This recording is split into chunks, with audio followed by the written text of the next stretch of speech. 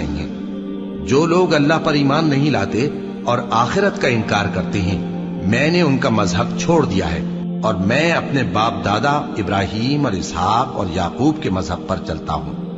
ہمیں شایع نہیں ہے کہ کسی چیز کو اللہ کے ساتھ شریک بنائے۔ یہ اللہ کا فضل ہے ہم پر بھی اور لوگوں پر بھی، لیکن اکثر لوگ شکر نہیں کرتے۔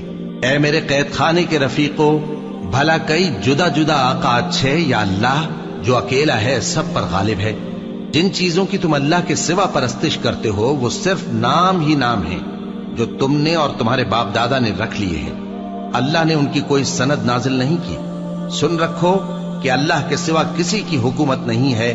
اس نے ارشاد فرمایا ہے کہ اس کے سوا کسی کی عبادت نہ کرو، یہی سیدھا دین ہے، لیکن اکثر لوگ نہیں جانتے۔